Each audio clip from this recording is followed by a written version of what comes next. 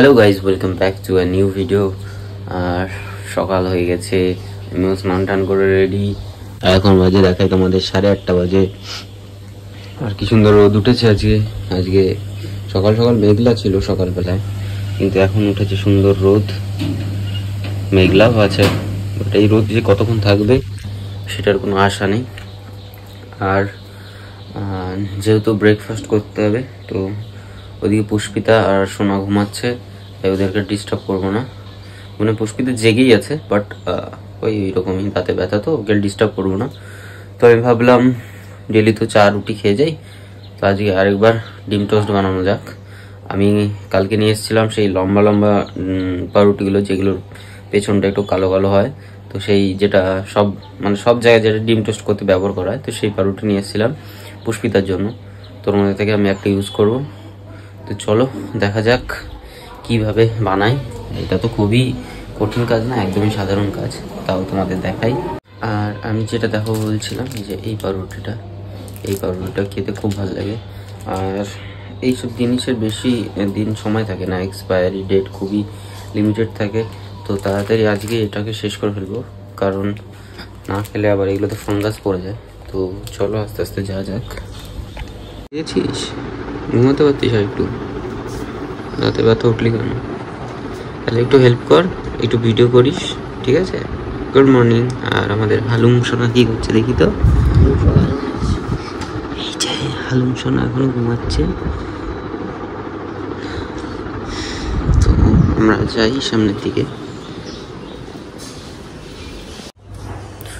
তো আমি যেহেতু খুব জোরে কথা বলতে পারছি না, এখানটা খুব ব্যথা, তো নীরাজ ওদিকে ডিম টোস্ট বানাচ্ছে, তোমাদেরকে দেখাই, চলো। রুটিটাকে সেঁকে নিতে হবে, না হলে অনেক প্রবলেম হতে পারে, কারণ রুটি তো একদিন দুদিনই বেশি থাকলে একটা ফাঙ্গাস ধরে যায়। তো সেঁকে নেওয়াটাই উচিত। আর এখানে দেবো তো পেঁয়াজগুলো আমি লম্বা লম্বা করে কেটে তারপরে 2-3 ভাগ করে নেবো। এক আর এখানে লম্বাই আছে,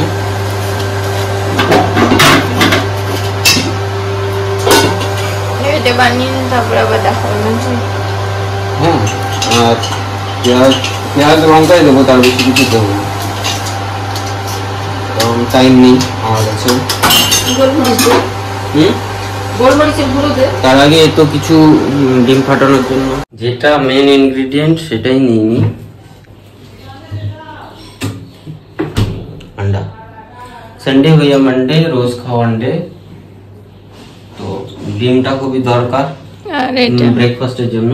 আর ও দুধ দিয়ে খাবে, কারণ দুধ দিলে ব্রেডটা একটু নরম হয়ে যাবে, তো ওদের চিবাতে সুবিধা হবে। আর আমি তো এটা নিয়ে যাই, তাতে নিয়ে যাই, নাহলে পাউরুটিটা বেশি সেকে যাবে। চলো ঘরে যাও, এই ঘরে রেডি হয়ে গেছে গরমা গরম ডিম টোস্ট আর চা। চা কোনটা আমার? এই রুটি খাবি না, তুই খাবি একটা? চায়ের সহযোগে টোস্ট একটা খাবে নাকি? না কেন? আর এইটা এই দুটো কম্বিনেশন যে খেলে যে কি গ্যাসটাই হবে সেটা আমি জানি। আগে চা খেয়ে নেব, চাটা আগে খেয়ে নিই। তো গুড মর্নিং গাইজ, আমাদের সবাইকে অনেক অনেক ভালোবাসা, অনেক অনেক শুভেচ্ছা নতুন দিনের। ভালোভাবে দিন কাটাও, আমরাও ভালোভাবে দিন কাটানো। তো কি পুজো? না, মনসা পুজো হচ্ছে এই মাসটা শেষ হবে, তারপরে কালকে। আজকে কি কত তারিখ? বাংলার 29 তারিখ না 30 তারিখ? তো আজকে শেষ না কালকে শেষ? কালকে শেষ দিনের দিন মনসা পুজো হয়, তাই তো? শ্রাবণ মাসের শেষ দিনের দিন মনসা পুজো, মানে ভাদ্র মাসে ঢোকার আগে। খেয়ে নে, বন্ধ করে দিলাম। বলো না কি হয়েছিল?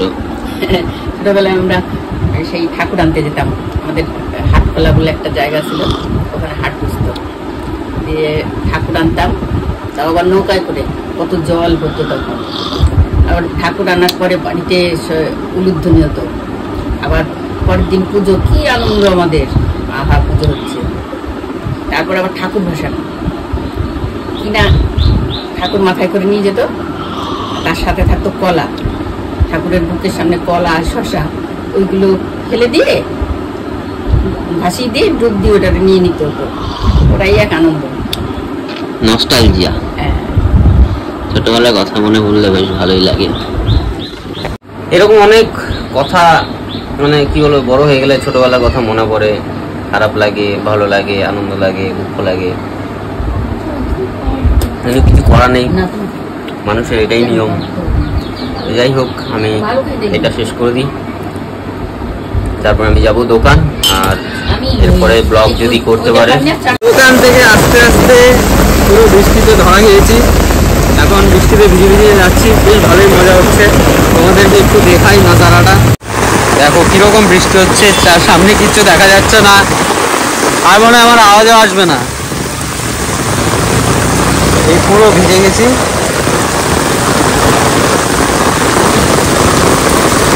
আর ছাতা দিয়েও জল পড়ছে, এগুলো পুরো ডুবে গেছে।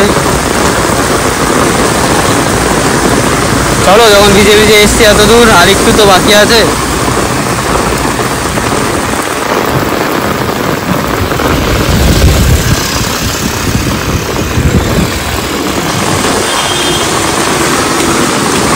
তখন থেকে এখন একটা কোল্ড ড্রিঙ্কস খাবো, ওটা আমাদের বাধা ধরা। তিনটে দিকে পুলিশরা সব আসছে একে একে, হয়তো যে কত অবস্থা করেছিল ওটা উঠে যাচ্ছে। এই সুন্দর উপভোগ করতে করতে ঠান্ডা আজকে লস্যি খাচ্ছি, চারিদিকটা দারুণ লাগছে। এই বৃষ্টি হলো, এই বৃষ্টি কমে গেল, এখন দেখো জলও পড়ছে না।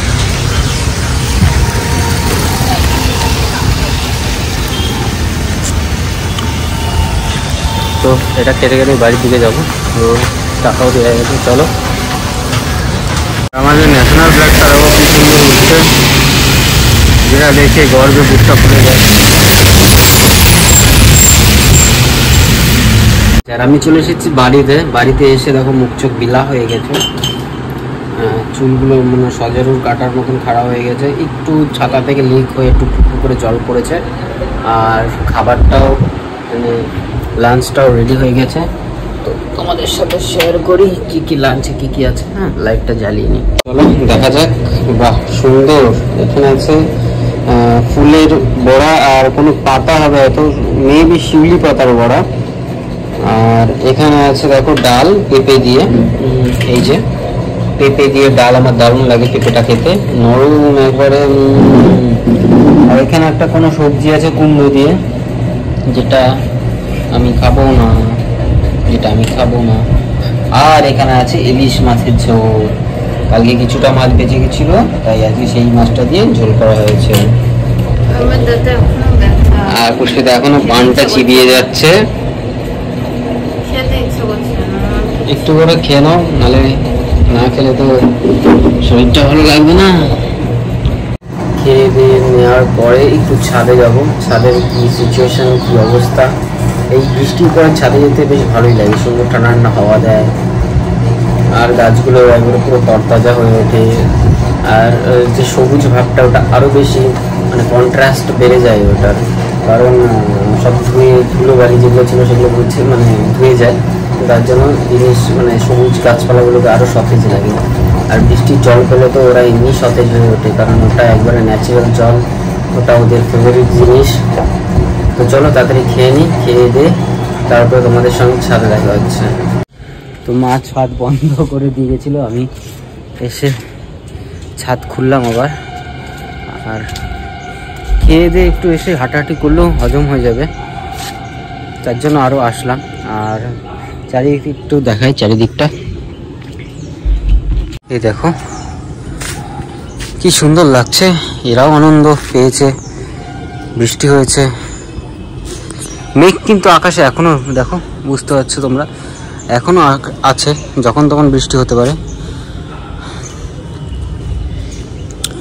আর এইখান থেকে আমাদের যে ন্যাশনাল ফ্ল্যাগটা তখন দেখালাম, সেটা দেখা যায়, কিন্তু এখন উঠছে না বলে দেখা যাচ্ছে না।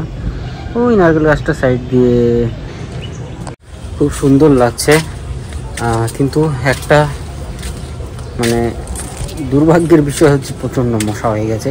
আর বৃষ্টিকালে, বৃষ্টির দিনে দেখবা এরা মশারা সব গাছপালার মধ্যে আশ্রয় নেওয়ার চেষ্টা করে, বাড়ি ঘরের ভেতরে আশ্রয় নেওয়ার চেষ্টা করে। তার জন্য বর্ষা বা বৃষ্টি হলে বাড়ির ভেতরে বেশি মশা আসে। তো তার জন্য এখানে একটু একটু মশা কামড়াচ্ছে, আর বেশিক্ষণ বসে থাকা যাবে না। তো আস্তে আস্তে নিচে যাব, কারণ হালুমো জেগে গেছে। তো তার জন্য চলো নিচে যাক। ভিডিওটা এখানেই শেষ করছি, দেখা হচ্ছে নেক্সট ব্লগে। ততক্ষণ সবাই সুস্থ থাকবে, ভালো থাকবে, টাটা।